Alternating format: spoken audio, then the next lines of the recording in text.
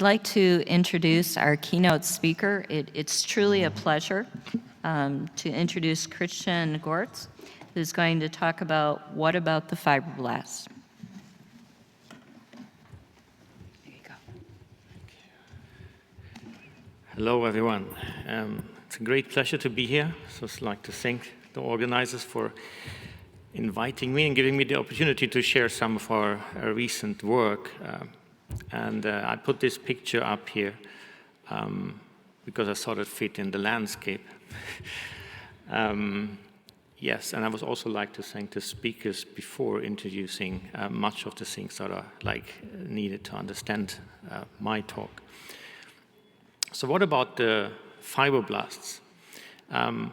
I start with a slide. This is not from my lab. It was just published 2 years ago by another lab, and they dissected the human corpora cavernosa in order to conduct single-cell sequencing, so they dissociated the cells. And I just want to point out at this cell fraction here, which is called the fibroblast. So basically, if you dissect the human corpora cavernosa, you will see that the majority of cells are fibroblasts. However, we do not know anything about their function, even though they represent the largest cell population. So we, in my lab, now address this function using animals. We're using mice, and we're using mostly transgenic mice. We do a lot of mice genetics, which may be complicated. I understand the audience here is more clinical oriented. So I have these constructs on the slides. I'm trying to make this very simple. For everyone, if you want to have more details, of course, you can ask. So just to bring everyone along. So what we're doing here is we're using a mouse line that allows us to cell-specific target fibroblasts, and it's in a way that we can set on the labeling whenever we want, so in adult mice. And what you see here in red are the fibroblasts, and this is the mouse, is the corpora cavernosa, and you have a lot of these red cells. We also conduct single-cell sequencing on them, and basically the expression profile of those cells show that they are fibroblasts, or best characterized as fibroblasts. If you put markers on them, you can see that they're expressing the major fibroblast markers like S100A4 or PDGF receptor alpha, and they are in close contact to vascular smooth muscle cells and in close contact to endothelial cells, but they're very distinct from them. However, if you quantify them, you realize that in the mouse, even more than in the human, the large majority of cells there are the fibroblasts outnumber vascular smooth muscle cells and endothelial cells. So we basically have a tool to look at these cells, to target these cells, and that we're going to use later on. Let's shine some light on fibroblast function. And I mean this literally, so we're shining light on fibroblasts, and to do so in order to elucidate their function. And what we used here is a technique. It's called optogenetics. It's a method that's mostly used in neuroscience. It's based on a light-gated ion channel. So if you shine light on that ion channel, the channel will open, and to take the light away, it will close. And you can just, by the frequency of the light, decide about the opening of the ion channel. So this channel will be, by using mouse genetics with the mouse line I previously announced, we can selectively express this ion channel in fibroblasts, meaning like if we now shine light, and it's depicted here, it's a non-invasive method. It's a light anesthetized mouse. If you shine with a blue laser, so this is activating this ion channel, you shine light on the glans penis or the penile body, we can then activate those fibroblasts. At the same time, we use another non-invasive optical method to read out blood flow. This is a laser speckle that recognizes the flow of red blood cells. So we basically can activate cell-specific fibroblasts and then look at the blood flow. But first, we did not look at fibroblast function because we wanted to see whether the system is working very well. So we used a very known function of other cells in the case of smooth muscle cells. So we used another mouse line to now express this ion channel that I just explained in smooth muscle, in vascular smooth muscle cells that we just discussed, because we know the light eventually depolarizes the cells, and we know upon depolarization, there's calcium influx into smooth muscle cells, and this calcium then conducts depolarization and smooth muscle cell contraction, which leads to vascular construction. Just pointing out one thing here. In blue, we have the blood flow in the control animal. Nothing has happened. So the blue bar here indicates when the light is on and when the light. So here's light is off, then light goes on, light goes off. And you can see if you shine light on muscular smooth muscle cells, there's a vasoconstriction, blood flow goes down rapidly, and if you turn the light off, blood flow goes up again very rapidly. So this is expected when you depolarize smooth muscle cells.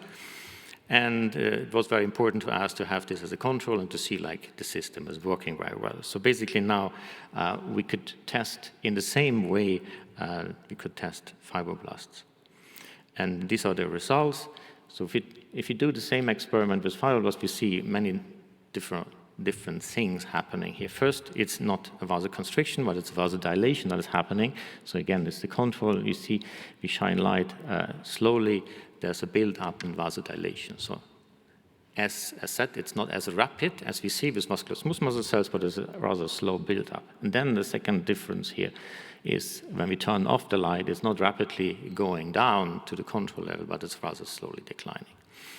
So it's in opposite to vascular smooth muscle cells, here we have a vasodilation instead of vasoconstriction, and the kinetics are very different.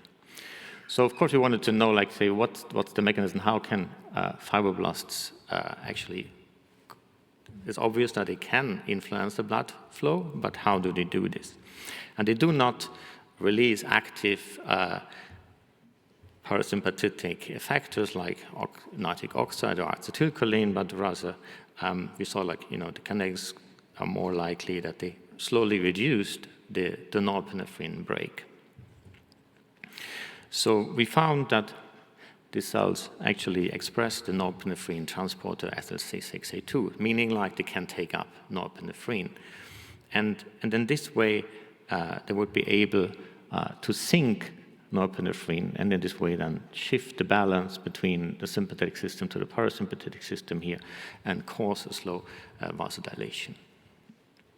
So to test this, we were taking out the fibroblast from the penis and growing them in culture. First, we validated that they still expressed the norepinephrine transporter, which they do. And then we isolated those cells from the mice that have this inbuilt light-sensitive ion channel. So now, in the control situation, you can see they're taking up a little bit of the norepinephrine, and here we're using a fluorescent norepinephrine analog. So cells are capable of taking up a little bit. If we now light activate them, means we depolarize them, we have an increase of the uptake of norepinephrine, and this uptake is mediated if you depolarize fibroblast, then this actually changes the localization of the norepinephrine transporter from the cytoplasm to the membrane, and that allows them to take more up. A very important feature here I want to point out is like this effect of light-induced or depolarization-induced norepinephrine uptake is completely abolished if we apply nasoxetine, which is a very specific inhibitor to this norepinephrine transporter. We can then go back to the live animal and repeat the study that I just showed you. Sorry, I have to just go back before. So here again in blue, the control, we shine light on the penis. We see a steady increase in the blood flow. But if we inject this nasoxetine, also this specific inhibitor of the norepinephrine transporter, we can completely abolish that effect. And again, just keep in mind that light only acts on fibroblasts because this receptor is only expressed in fibroblasts. So since now we found that fibroblasts have a clear function in vascular welfare. We wanted to see, like, actually, how is the organization changing? So, I mean, we all know, like, in erectile tissue, comparing flaccid to erected penis, I mean, it's quite a size change, and that size change must also, like, be visible in the organization of the cellular organization. So for this, we conducted cavernous nerve stimulation to stimulate an erection, and then we were clamping the penis on the base to keep basically the tissue. And then we optically cleared the tissue, basically making the penis see-through. So then we can put the whole penis under a microscope and just do, like, imaging, and then you get a 3D reconstruction of the whole thing. And here in green, we're looking at smooth muscle cell fibers, and in red, we're looking at fibroblasts. So now you can appreciate here from this, from the flaccid side, the smooth muscle cell fibers are quite disorganized, and there's a high density of fibroblasts. If you go to the erected state, then you see the smooth muscle cell fibers, they align more radially from the middle towards the outside, they're very polarized. Of course, the tissue has expanded, and the density of fibroblasts is not as high anymore in the rib. So this leading altogether to its change in cellular organization, and you can see this as an example here, that the cell-cell contact between fibroblasts and smooth muscle cells is very different, but also between fibroblasts themselves. So it was very intriguing to see, like, okay, the dynamic changes in cell-cell contact, and we were looking for pathways then that could be affected by a change in cell-cell contact, basically signaling pathways that are mediated receptor ligand, on two different cells. And we found then in our expression analysis that fibroblasts, for example, they express the Notch ligand and Notch receptors, some of them. And when we looked at the pathway, we thought, like, let's see how that pathway is going to be changed if there's an erection occurring. So what we did is to apply take another mouse line that basically allows it to read out active Notch signaling. So whenever Notch signaling is on, you see a green venous protein expressed. You can also look at that at RNA level. So what we did then was to look at the normal, let's say, control mouse, and in the flaccid penis, you have a lot of Notch signaling going on in fibroblasts. Then we stimulated the cavernous nerves repeatedly for an hour, and to cause some erections. And in these cases, we saw a significant downregulation of Notch signaling in fibroblasts in the penis. So this means if there's an erection occurring, Notch signaling goes down. Then, of course, that was interesting to see. We wanted to do a loss and a gain of function study, and this is what, basically, if you look at this Notch signaling pathway, again, we see there's one cell has a ligand, one cell has the receptor. If the ligand binds the receptor, the intercellular domain is cleaved, goes to the nucleus, and carries out transcriptional regulation. So if you want to block a Notch signaling, what you can do is basically take out a very important DNA binding factor here. If you abolish that one, there is no Notch signaling going on, so there's a loss of function. That's one strategy that we carried out. And again, all of this is done very cell-specific only in fibroblasts. And the opposite way you can do if you overexpress the intercellular domain. So it's like Notch signaling will be set on independent of ligand receptor interaction. So we basically have a loss, and so Notch stimulation and Notch inhibition. So the results are quite striking from this experiment. It looks like, so when we blocked Notch signaling entirely, and then there's a build-up of fibroblasts over time. So there are more fibroblasts found, like 2 months later. We find a lot more fibroblasts in the corpora cavernosa. If we inhibit, or if you overexpress Notch signaling, so it's constant active, we have a reduction of fibroblasts. If you correlate that back, to see, like, Notch signaling goes down in following erection, So if you have frequent erections, you may have gotten more fibroblasts. And critically here, we looked then at basal blood flow on those 3 conditions, saying if you have inhibition of notch filling, more fibroblasts in these animals, they have a higher basal blood flow. If you have less fibroblast and constant active notch filling, you have lower basal blood flow. So what does it mean? In physiology-wise, we could see that the norepinephrine transporter is not, let's say, upregulated per cell, but there are more cells having the transporter, basically. In this scenario, we have constant inhibited notch filling, and in the opposite way, there's less of the transporter, and that has then physiological consequences on the efficiency of phenylephrine. So basically, if you give, so here we had an NO stimulation to set the baseline a bit higher. If you give phenylephrine, you induce vasoconstriction quite efficiently.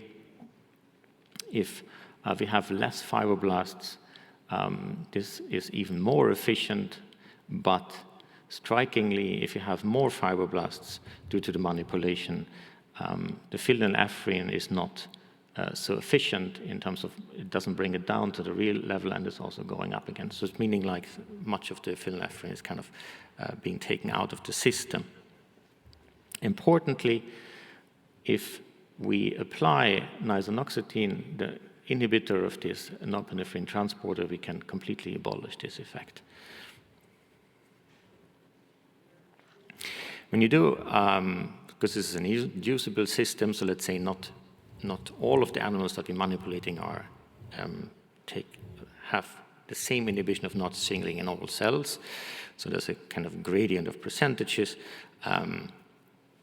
which is normal to the system. But so there were always some animals in each experiment that we saw develop this preaptic phenotype in the cohort where we had abolished notch signaling and had raised the number of fibroblasts. And when we looked at within that group, basically just sorting out the animals that had preaptic occasions compared to the ones that had not, we saw that they had even a further increased number of fibroblasts in the penis. So basically, if you have too many fibroblasts, you're driving the system to the edge. You can have preaptic events. Now, this is quite maybe an interesting experiment that needs a little bit of explanation, coming to some of the questions that we discussed here before. We're trying to put this system that we sought out there into a larger physiological context. And for that, we had the idea that we wanted to level up the number of frequency erections in animals or lower it down to see like what's the effect if you non-invasively over a long time raise erection frequency or lower erection frequency. And this is what we did here using another method. It's called chemogenetics, and it's based on basically a receptor that you artificially express, and you can activate that receptor with a designer drug that you can systemically induce. And this is not a corpora cavernosa, it's very important. This is a transverse section, so the mouse brain. So now the whole experiment takes place in the brain, and we learned before, brain-induced erection is very complicated. There are many sensory areas involving to carry out an erection. However, they all convert to a specific area in the periventricular nucleus, basically where the decision takes place, right? You have a lot of impressions, if you are have the right optical stimulation and haptic stimulation and so on, but you are in a lecture hall giving a lecture, so it's not going to have an erection even if the other stimulations are good. However, if you go to the decision-making point, you can basically override the entire brain. And so what we did is expressing only the receptor in those decision-making neurons. And that means now, and there are two kind of receptors, one that will increase the neuronal activity and one that will lower the neuronal activity. If you titrate it well, basically the effect is in the freely moving animal, you do 1 injection per day, and you can level up the erection frequency like 3 to 4-fold, or you decrease the erection frequency 3 to 4-fold in spontaneously occurring erections. And this is basically the experimental setting that we did here. So we injected those animals to level up spontaneously occurring erection frequency in freely moving mice for a month, or we brought them down for a month, and then we looked after that period of time. So what we did here then, these are the results of this study, and in animals, and these are the control in animals where we had leveled up the erection frequency 3 to 4 times for a month. We saw that they had a much higher proliferation in the fibroblasts. The fibroblasts are proliferating much more, and the number of fibroblasts increased significantly. Opposite, if we inhibited erection, or if we brought down the erection frequency, then we had lower proliferation of fibroblasts and resulting over time in a lower number of fibroblasts in the corpora cavernosa.